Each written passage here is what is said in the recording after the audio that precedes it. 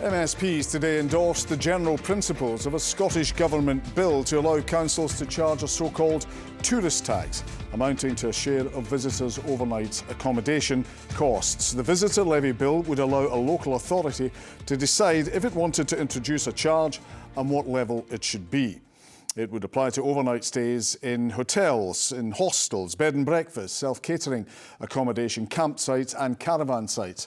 But wild campers and people in motorhomes and camper vans who pitch elsewhere would not be covered. SNP ministers committed to the policy as part of a deal agreed with the Greens.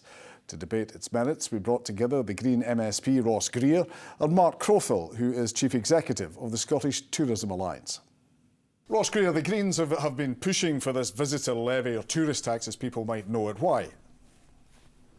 The Greens got this secured actually just before the pandemic, and because of the delay it caused, the legislation's just coming through now. And it's based on a really simple principle that visitors to an area use local services, public toilets, their litter has to get collected just like anybody else's, they use leisure services, and the council has to pay for that. But at the moment, the council doesn't really have any way of getting income back, and local residents are left to pick up the bill. And we know from across Europe and across the rest of the world that visitor levies actually aren't something that puts tourists off coming. You know, Paris, Barcelona, New York, these are still world-class tourist destinations. Edinburgh, the Highlands, these are world-class tourist destinations.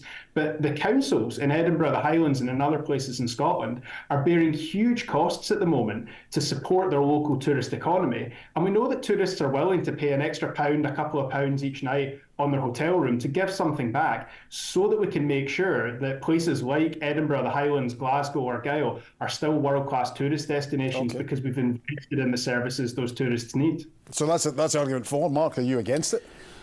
We've taken the position now that it is going to happen. I mean, we faced up to the fact as an industry, recognising as well that local authorities' budgets are strapped, that if a tourism levy is going to be brought into play, then make it a force for good for tourism. And I think that's the important piece.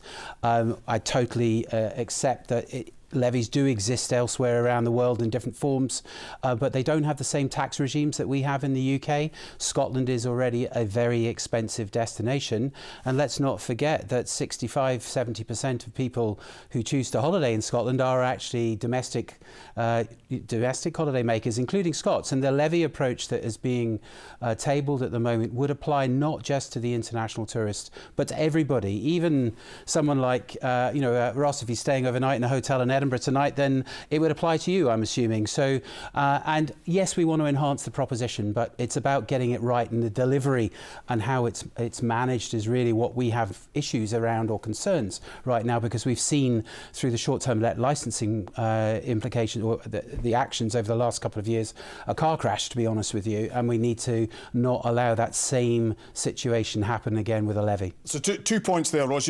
First of all, you were acknowledging what Mark was saying about domestic visitors to places like Edinburgh and other tourist spots in Scotland.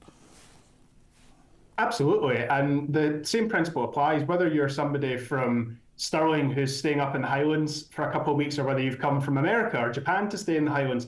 You're a visitor to that area, you don't pay council tax there, but you're using the services that the council provides, whether that is the public toilets, having your litter picked up after you, the roads or the pavements, all sorts of stuff. So it's a really basic principle that local residents shouldn't have to foot the bill for that. And we know from this huge amount of international evidence, all these other tourist levies, visitor levies that apply elsewhere, that tourists are very willing and happy to pay because it enhances the quality of their experience in an area. Okay, what about the point that Mark was making that some legislation might be described as a car crash, though?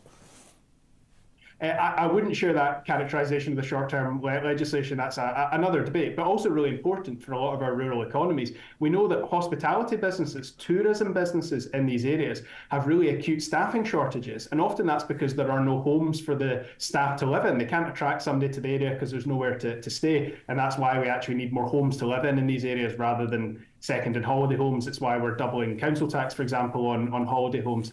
But this legislation is primary legislation. It's a bill that goes through Parliament, three-stage process, thorough scrutiny. We've agreed to the general principles of it. We're moving to the amendment stage now, and Parliament's going to make sure this bill's fit for purpose. This isn't new or innovative. This is the norm across Europe and North America. OK, are you reassured by that, Mark?